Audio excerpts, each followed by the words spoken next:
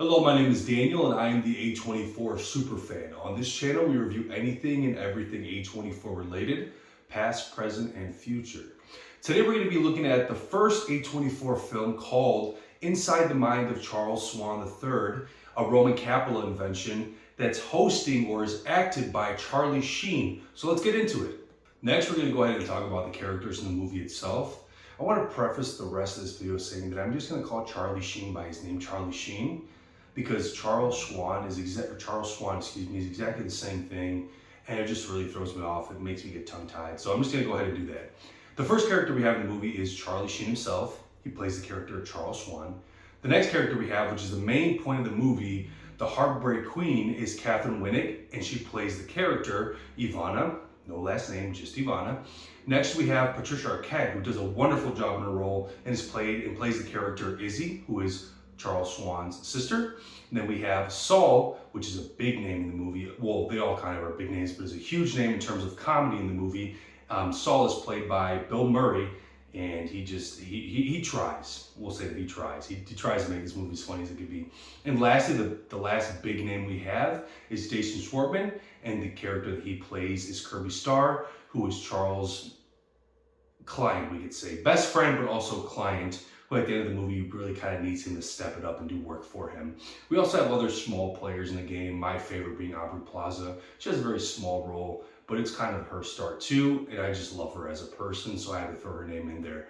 Next, we're going to take a look at what I liked, disliked, and ultimately the watchability of this movie. But next, we're going to see what happens there. I believe what I loved about it was Roman capitalist depiction of him. He didn't try to shame or hide who he truly was. He depicted him in a way where he showed Charlie Sheen in his true color. He didn't try to hide it from anybody. He pretty much put Charlie Sheen out there and said, look, this is who he is. This is his actions. This is what he is as a person. You either love it or hate it. And if you hate it, here's the door. If you love it, welcome. So I really did love that. It was a very authentic movie, and it depicted him in a very authentic way. It didn't try to hide him or hide any of his faults. It was really a movie about Charlie Sheen through and through. And I mean, just think about it.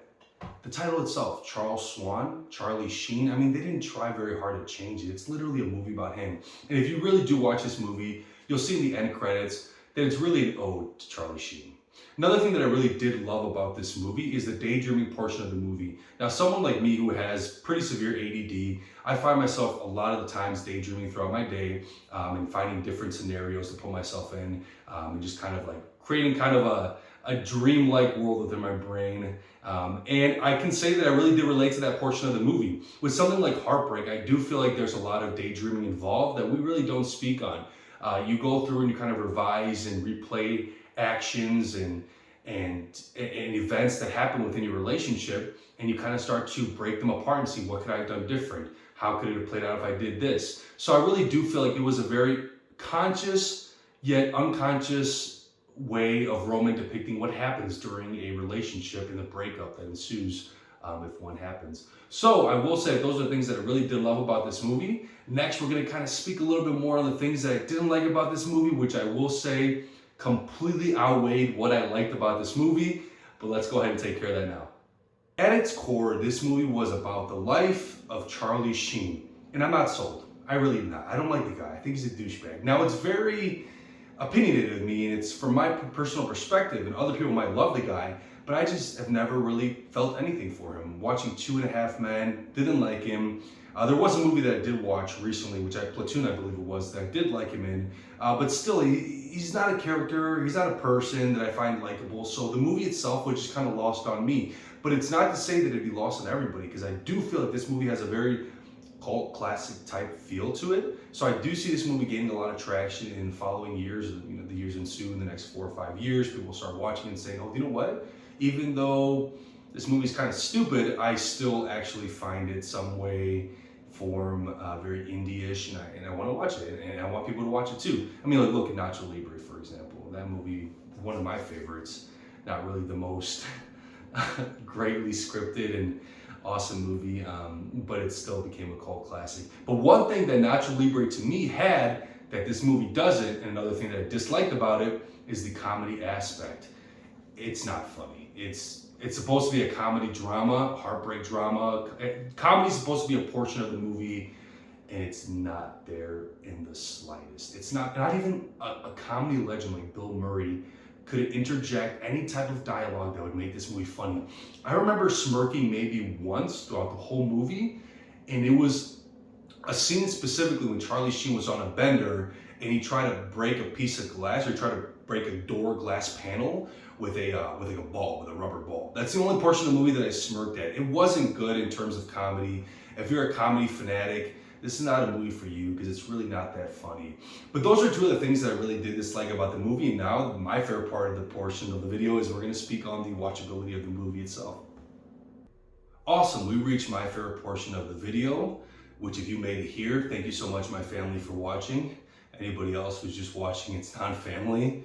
Why are you doing this with your time? No, I'm joking around. But realistically, I wanted to create my own ranking system for my movie reviews specific to A24, because I do believe they're all based on attention to detail, like whether you actually pay attention or don't pay attention. So my ranking system works like this. The first and the best ranking being it's a must watch and you need to pay close attention to the whole entire movie. These are movies that are just going to have so much details and so much depth that you don't want to lose yourself within them. You really kind of want to pay attention to all and everything that happens. The second ranking is should watch and pay close attention. These are movies that you're really going to want to sit down and give your time to. If you have to go off and make a pot of popcorn, you're not going to really miss out on a lot, but you should be there for the entirety of the movie and really try to understand it. If you miss too much, you might be leaning over to the person next to you and saying, hey, what did I miss, or what's going on? And they're going to get annoyed pretty quickly. The third ranking I have is could watch as background noise. This is a perfect ranking for a movie that's very average. Throw it on, pick it up here and there, listen when you want, listen when you don't. Watch the final act and get what you really want from it. The fourth ranking that I have is you could watch if very bored, or you shouldn't watch it unless you're very bored. This is kind of the middle grade ranking, whereas if you have nothing to do and you want to throw on a movie, go ahead and throw this one on. And finally, the final ranking that I have is mustn't watch, use your time better, or have better use of your time. These are movies that you should stay away from completely because they're not worth it. They're not worth the time, and they're just going to waste your life, honestly. So that's the ranking system I have, and now we're going to go ahead and speak on the watchability of the movie itself. So we've reached the end, and now we will speak on the watchability of the movie, A Glimpse Inside the Mind of Charles Swan III. Ultimately, I'm going to try to make this as short as possible. I would not watch this movie. I'm going to rank this as a mustn't watch and have better use of your time. The only redeemable quality of this movie is the fact that it's A24's first movie. It has a very kind of cult classic feel to it. It's a very indie film. And if you want to see where the production company, the production distribution company started, this is the place to go. It really does have a feel and kind of sets the mood for what the company turns out to be and how they produce and distribute and make their movies. But all in all, this is really not a movie that I found funny, that I found watchable, that I found in any way that changed my mood to make me happier. It was very paced, very weird. It was very slow yet very fast. It reminds me of a movie that I've seen, like there's a couple of movies that I've seen in my life that I've watched about 3 or 4 times, and then when I rewatch them, I'm like, have I seen this movie before? One good example is Collateral. There's a Liam Neeson movie also that I've seen about 4 times that I never remember seeing until the final act. So this is one of those movies that falls in that category for me. It really is kind of like bottom of the barrel, low grade A24. It's understandable being the first movie they ever made, but there are movies that are filmed similar to this one that are significantly better, even though they have nothing related to it. There's, for example, a movie by A24 called Under the Silver Lake, which is actually one of my favorites by them. It's actually probably top 3 to top 4 for me. And that's a movie that has a similar feel to this film style, and it still ends up being significantly better and even funnier in some instances. So at the end of the day, I would say this is a must watch and make better use of your time. Ultimately, that is the rating that I give it for this Charlie Sheen driven movie, and I will say that it is what it is. Also, I will say this too. Let me continue this. Please like and subscribe to my channel. I will be doing more reviews much shorter than this one in the near future. And I'm going to send you guys off with a little pin that I have on my head here. My hair is really messed up.